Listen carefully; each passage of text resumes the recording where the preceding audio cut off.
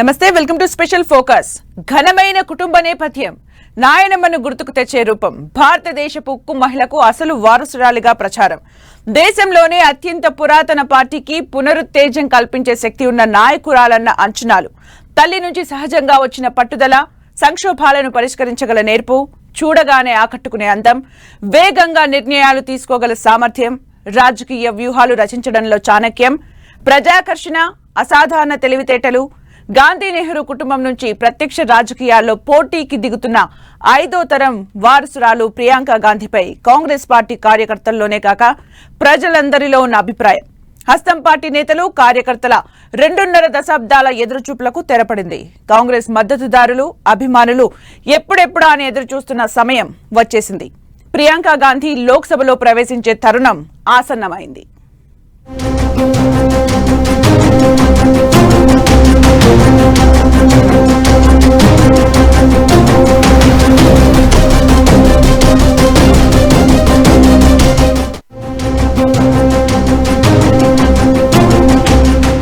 గాంధీ నెహ్రూ కుటుంబంలో ప్రియాంక గాంధీపై తొలి నుంచి భారీ అంచనాలున్నాయి. రాజీవ్ గాంధీ ప్రధానిగా ఉన్న సమయం నుంచే ప్రియాంకను నాయనమ్మ ఇందిరాగాంధీతో పోల్చేవారు కాంగ్రెస్ నేతలు. ఇందిరాగాంధీ లక్షణాలను మనవరాలు ప్రియాంక పుణికి పుచ్చుకున్నారని, నాయనమ్మ వారసత్వాన్ని కొనసాగించేది ప్రియాంకే అని కాంగ్రెస్ వర్గాల్లో ప్రచారం జరిగేది. ప్రియాంక రాజకీయ ప్రవేశంపై రాజీవ్ హయాంలోనే అనేక ఊహాగానాలు వెలువడుతూ ఉండేవి. కాంగ్రెస్ కార్యకర్తల్లోనే కాక దేశమంతా ప్రియాంక గాంధీపై సానుకూల అభిప్రాయం, భారీ అంచనాలు ఉండేవి.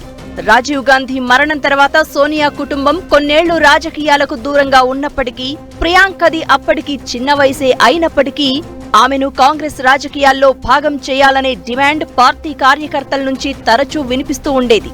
1996 సార్వత్రిక ఎన్నికల్లో కాంగ్రెస్ దారుణ పరాభవాన్ని మూటగట్టుకోవడంతో ఆ తర్వాత ఈ డిమాండ్ మరింత పెరిగింది.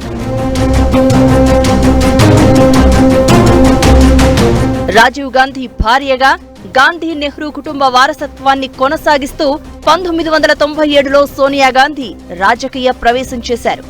ఆమె కాంగ్రెస్ అధ్యక్షురాలిగా బాధ్యతలు చేపట్టిన తర్వాత ఆశించిన ఫలితాలు రానప్పుడల్లా ప్రియాంకను పార్టీలోకి తీసుకోవాలన్న ప్రతిపాదన తెరపైకి వస్తూ ఉండేది. కానీ అప్పుడు ప్రియాంక వ్యక్తిగత జీవితంలో బిజీగా ఉండేవారు. 2 పిల్లల తల్లిగా కుటుంబ బాధ్యతల్లో తలమునకలై ఉన్నారు. ఈ పరిస్థితుల మధ్య 2004 ఎన్నికల్లో తొలిసారి ప్రియాంక భారత రాజకీయ చిత్రపటంపై కనిపించారు. రాయ్బరేలీ నుంచి పోటీ చేస్తున్న తల్లి సోనియా గాంధీ, అమేఠీ నుంచి పోటీ చేస్తున్న సోదరుడు రాహుల్ గాంధీకి మద్దతుగా విస్తృత ప్రచారం నిర్వహించారు. సోనియాపై అప్పటి బీజేపీ నేతలు చేసిన విదేశీయురాలు అన్న ప్రచారాన్ని సమర్థవంతంగా తిప్పికొట్టారు. విదేశీయురాలి బిడ్డల్లా కనిపిస్తున్నామా అంటూ ప్రతిపక్షాలను నిలదీశారు. రాహుల్ గాంధీని తండ్రి రాజీవ్ గాంధీతో పోలుస్తూ కాంగ్రెస్ భవిష్యత్ నాయకుడు ఆయనేనన్న సందేశాన్ని అందించారు. ఆ ఎన్నికల్లో ఊహించని విధంగా జాతీయ స్థాయిలో కాంగ్రెస్ అతిపెద్ద పార్టీగా నిలిచి తన నేతృత్వంలో యూపీఏ కూటమి ప్రభుత్వాన్ని ఏర్పాటు చేసింది. అప్పట్నుంచి ప్రియాంక కాంగ్రెస్ రాజకీయాల్లోనే భాగంగా కనిపిస్తున్నప్పటికీ ఆమె పార్టీలో ప్రత్యేక పదవి ఏమీ చేపట్టలేదు. రాహుల్ గాంధీలా ఎన్నికల్లో పోటీ చేసి కాంగ్రెస్ లో కీలక బాధ్యతలు స్వీకరించాలన్న ఆలోచన ప్రియాంక గాంధీకి ఉన్నప్పటికీ పిల్లల సంరక్షణ కోసం కొన్నాళ్లు ప్రియాంక ఇంటికే పరిమితం కావాలని సోనియా వారించినట్లు ప్రచారం జరిగింది. తల్లి సోనియా సూచనతో ప్రియాంక కొంతకాలం క్రియాశీల రాజకీయాలకు దూరంగా ఉన్నారు. 2004లో రాహుల్ గాంధీ రాజకీయ ప్రవేశం చేయడం, అమేఠీ నుంచి ఆయన తొలిసారే అద్భుత విజయం సాధించడం, కాంగ్రెస్ పార్టీ నేతృత్వంలోని కూటమి ప్రభుత్వం ఏర్పాటు చేయడంతో ఇక అందరి దృష్టి రాహుల్ గాంధీపైనే పడింది. గాంధీ నెహ్రూ కుటుంబ వారసుడిగా రాహుల్ కాంగ్రెస్ రాజకీయాల్లో కీలక పాత్ర పోషించడం మొదలుపెట్టారు. కాంగ్రెస్ తరపున భావి ప్రధానిగా రాహుల్ పై అంచనాలు పెరిగిపోయాయి. అసలు 2004లో రాహుల్ రాజకీయ రంగ ప్రవేశం చేసినప్పటి నుంచి దేశవ్యాప్తంగా ఆయన కాంగ్రెస్ ముఖ చిత్రంగా మారిపోయారు. పార్టీలో రాహుల్ తన మార్కు చూపించడం ప్రారంభించారు. వృద్ధులతో నిండిపోయిన పార్టీగా ఆరోపణలు ఎదుర్కొన్న కాంగ్రెస్ ను ఆ ఇమేజ్ కు దూరంగా జరిపేందుకు యువశక్తికి పెద్దపీట వేశారు. కాంగ్రెస్ గత వైఖరికి భిన్నంగా రాజకీయాలు చేయడం ద్వారా ఆ పార్టీని తొలి నుంచి తీవ్రంగా వ్యతిరేకించే వారిలో సైతం సానుకూల అభిప్రాయం పెంపొందించేలా చేశారు. కుటుంబ పార్టీగా ముద్రపడిన కాంగ్రెస్ ను కొత్త పాత తరం నేతల మేలు కలయికగా మార్చారు. ఆ పరిస్థితుల్లో 2009 తర్వాత రాహుల్ గాంధీ దేశ ప్రధాని బాధ్యతలు చేపడతారని ప్రచారం జరిగినప్పటికీ ఆయన పదవికి దూరంగానే ఉన్నారు. సోనియా గాంధీ కాంగ్రెస్ అధ్యక్షురాలిగా ఉన్నప్పటికీ కీలక నిర్ణయాలన్నీ రాహుల్ తీసుకునేవారన్న ప్రచారం జరిగింది. అలా 2004 నుంచి 2014 మధ్య కాంగ్రెస్ ను కొత్త తరానికి దగ్గర చేసినప్పటికీ వరుసగా 10 ఏళ్లు అధికారంలో ఉండడం, నరేంద్ర మోదీ మానియా ప్రభావంతో ఆ ఎన్నికల్లో కాంగ్రెస్ పరాజయం పాలైంది. కేవలం 44 స్థానాలకు పరిమితమైంది. 2014లో కాంగ్రెస్ ఓటమి తర్వాత రాహుల్ గాంధీ నాయకత్వ సామర్థ్యంపై తీవ్ర విమర్శలు తలెత్తాయి. మరోసారి ప్రియాంక రాజకీయ ప్రవేశంపై చర్చ బయలుదేరింది. రాహుల్ గాంధీకి కాంగ్రెస్ ను నడిపించే శక్తి సామర్థ్యాలు లేవని, ప్రియాంకకు పార్టీలో కీలక పదవి కట్టబెట్టాలన్న డిమాండ్ వినిపించసాగింది. కాంగ్రెస్ లో అంతర్గతంగా ఈ చర్చ సాగుతూ ఉండగానే సోనియా అనారోగ్యం, వృద్ధాప్య సమస్యలతో పార్టీ వ్యవహారాల పూర్తి బాధ్యత రాహుల్ చేపట్టాల్సి వచ్చింది. కాంగ్రెస్ అధ్యక్షుడిగా మారి పార్టీపై రాహుల్ పూర్తి స్థాయి పట్టు సాధించారు. 2014 దాకా క్యాంపెయిన్ స్టార్ గా మాత్రమే ఉన్న ప్రియాంక నెమ్మదిగా పార్టీ కార్యక్రమాల్లో భాగమవడం మొదలైంది. సహజంగా ఉన్న ప్రజా ఆకర్షణకు తోడు వేగంగా నిర్ణయాలు తీసుకోవడం ద్వారా ప్రియాంక కొద్ది కాలంలోనే పార్టీ క్యాడర్ నమ్మకం పొందగలిగారు. క్షేత్రస్థాయిలో కాంగ్రెస్ పార్టీని బలోపేతం చేయడం కోసం దేశవ్యాప్తంగా అన్నా చెల్లెల జోడీ బలంగా ప్రచారం చేసేటటువంటి అవకాశాలు ఉన్నాయి. కాబట్టి 2018 ఎన్నికల్లోనే వీళ్ళ జోడీ సక్సెస్ఫుల్గా ప్రచారం జరిగింది. 2029 లోక్సభ ఎన్నికల నాటికి ఒకవైపు లోక్సభలోనూ మరొక వైపు క్షేత్రస్థాయిలో కూడా అన్నా చెల్లెల జోడీ అనేది కాంగ్రెస్ పార్టీకి బలం కాబోతుంది, కాంగ్రెస్ పార్టీకి గెలుపు అవకాశాలను సృష్టించబోతున్నారనేటటువంటి అభిప్రాయాలు వ్యక్తమవుతున్నట్టు. 2018లో జరిగిన కర్ణాటక అసెంబ్లీ ఎన్నికల్లో బీజేపీ అతిపెద్ద పార్టీగా అవతరించినప్పటికీ జేడీఎస్ ను తమ వైపు తిప్పుకుని ముఖ్యమంత్రి పదవి త్యాగం చేసి మరీ కాంగ్రెస్ జేడీఎస్ సంకీర్ణ ప్రభుత్వం కర్ణాటకలో ఏర్పాటు చేయడంలో ప్రియాంక కీలక పాత్ర పోషించారు. సీఎం పదవి కోసం పట్టుబట్టకుండా కుమారస్వామికే ఆ పీఠం కట్టబెట్టడం ద్వారా బీజేపీ పెద్ద పార్టీగా అవతరించినప్పటికీ ప్రభుత్వం ఏర్పాటు చేయకుండా అడ్డుకోవడంలో రాజకీయ చాణక్యత ప్రదర్శించారు. ఆ తర్వాత కాంగ్రెస్ లో ప్రియాంక పాత్ర క్రమంగా పెరుగుతూ వచ్చింది. 2019 ఎన్నికల తర్వాత కాంగ్రెస్ రాజకీయాల్లో ప్రియాంక అతి ముఖ్యమైన వ్యక్తిగా మారారు. తొలుత తల్లి ప్రాతినిధ్యం వహిస్తున్న రాయ్బరేలీ, అన్న ప్రాతినిధ్యం వహిస్తున్న అమేథీలో ప్రచార బాధ్యతలు మాత్రమే నిర్వహించిన ప్రియాంక ఆ తర్వాత ఎన్నికలు జరిగే ప్రతి రాష్ట్రానికి స్టార్ క్యాంపెయినర్ గా మారారు. సరిగ్గా 2019 ఎన్నికలకు ముందు కాంగ్రెస్ ప్రధాన కార్యదర్శిగా నియమితులైన ప్రియాంక నెమ్మదిగా పార్టీపై తన ప్రభావాన్ని చూపించడం మొదలుపెట్టారు. ఈ ఎన్నికల్లో అంచనాకు మించి కాంగ్రెస్ ఇండియా కూటమి రాణించడంలో రాహుల్ తో కలిసి కీలక పాత్ర పోషించారు. ఇప్పుడు అన్న ఖాళీ చేసిన వయనాడ్ స్థానం నుంచి ప్రత్యక్ష ఎన్నికల బరిలోకి దిగుతున్నారు.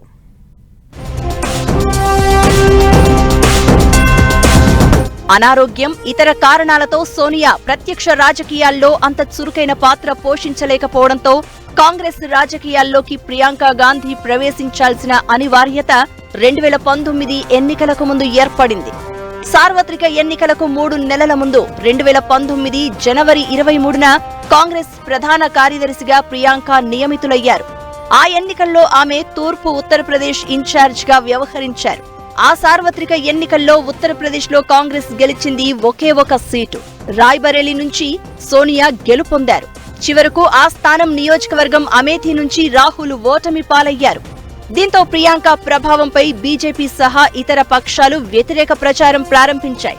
ఆ ఎన్నికల్లో దేశవ్యాప్తంగా కాంగ్రెస్ గెలుచుకున్న సీట్లు కేవలం 52. 1984లో 404 స్థానాల్లో గెలిచిన కాంగ్రెస్ 2019 నాటికి 52 స్థానాలకు పడిపోవడాన్ని పోలిస్తే కాంగ్రెస్ ముక్త భారత్ దిశగా వేగంగా అడుగులు పడుతున్నాయని బీజేపీ ప్రచారం చేసింది.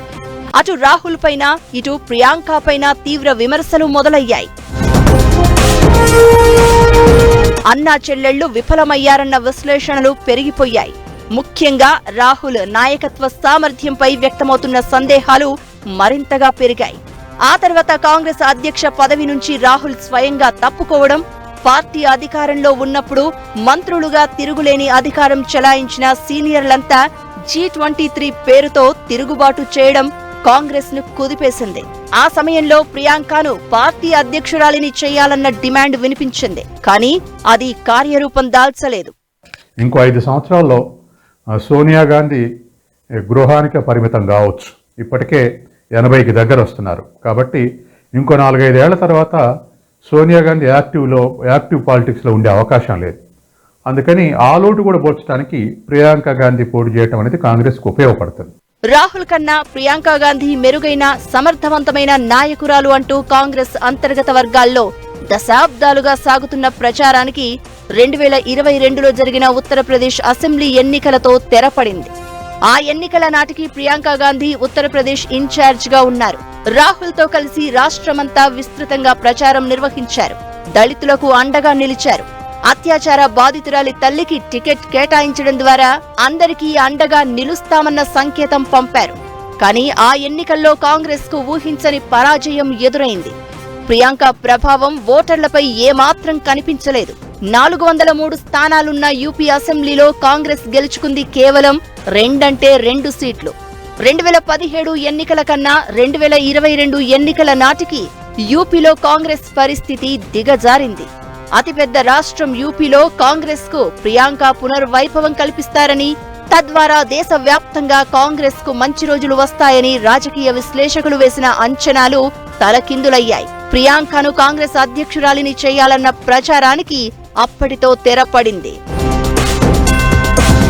యూపీ ఎన్నికల్లో ఓటమి, కాంగ్రెస్ ముక్త భారత్ కోసం బీజేపీ విస్తృత ప్రయత్నాలు, కాంగ్రెస్ అధికారంలో ఉన్న రాష్ట్రాల్లో ప్రభుత్వాల కూల్చివేత, అసెంబ్లీ ఎన్నికల్లో వరుస పరాజయాలు, ఎన్నికలు జరుగుతున్న రాష్ట్రాల్లో అధికారాన్ని నిలబెట్టుకోవడం, కొత్తగా అధికారంలోకి రాలేకపోవడం వంటి పరిస్థితులతో దేశంలో కాంగ్రెస్ మనుగడపై సందేహాలు మొదలయ్యాయి.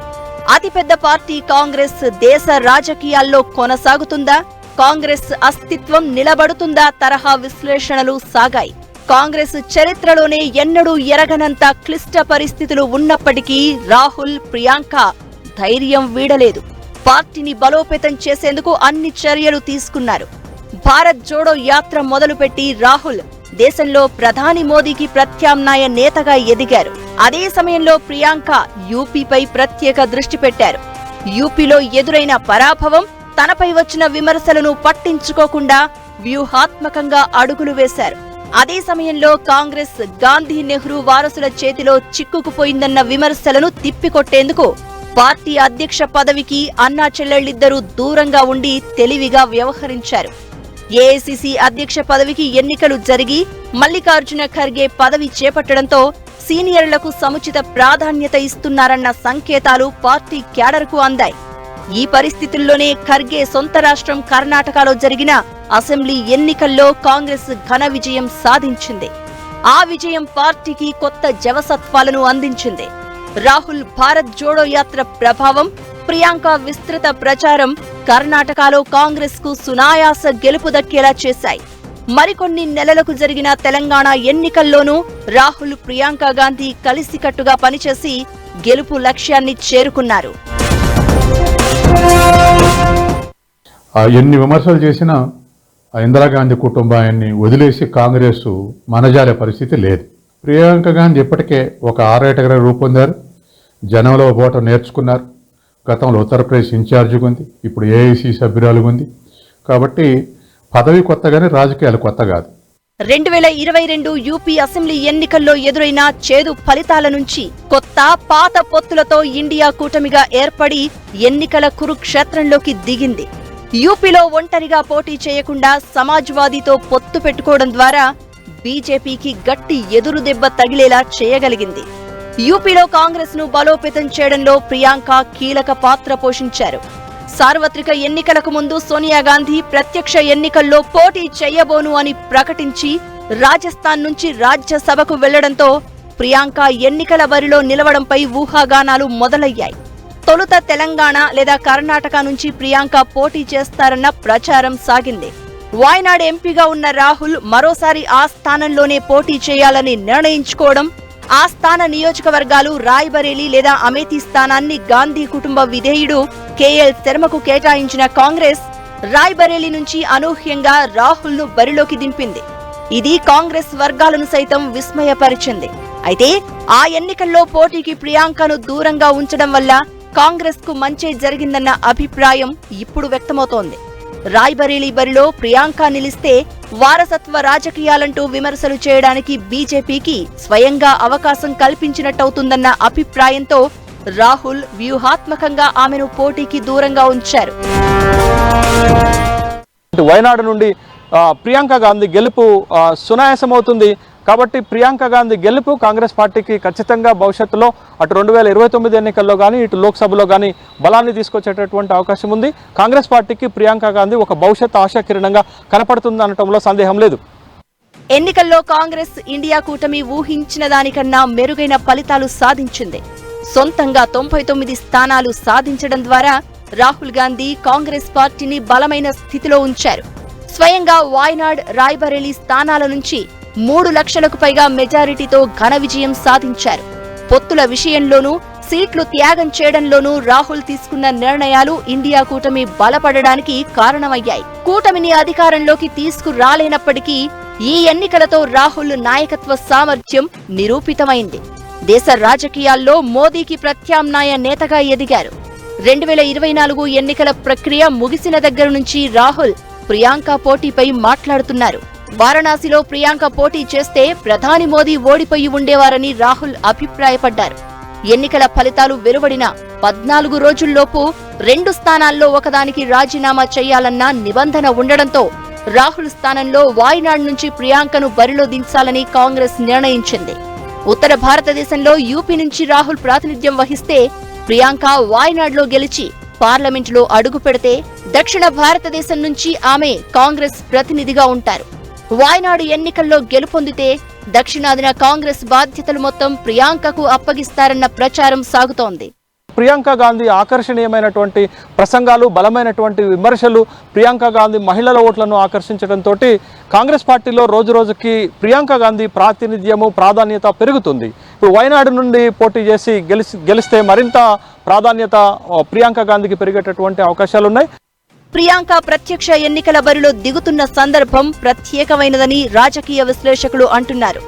రాహుల్ విఫలమైన నాయకుడు అన్న ప్రచారం జరిగినప్పుడు ప్రియాంకకు పార్టీ బాధ్యతలు అప్పగిస్తే ప్రియాంకపై అంచనాల భారం అధికంగా ఉండేదని, పార్టీకి చిన్న ఓటమి ఎదురైనా తిరిగి నిలబెట్టలేని పరిస్థితులు బీజేపీ కల్పించేదని, ప్రియాంకపైన విఫల రాజకీయ నాయకురాలన్న ముద్ర తొందరగా పడిపోయేదని విశ్లేషిస్తున్నారు. అలా కాకుండా పార్టీలో రాహుల్ గాంధీ అత్యంత శక్తివంతమైన నేతగా మారిన తర్వాత ప్రియాంకను పార్టీ వ్యవహారాల్లో, ఎన్నికల రాజకీయాల్లోనూ కీలకంగా మార్చడం ద్వారా అన్నా చెల్లెళ్లు కలిసికట్టుగా సమర్థవంతంగా పనిచేసి 2029 నాటికి కాంగ్రెస్ ను దేశవ్యాప్తంగా పటిష్ట స్థితిలో నిలిపేందుకు అవకాశం ఏర్పడిందన్న అభిప్రాయం వ్యక్తమవుతోంది.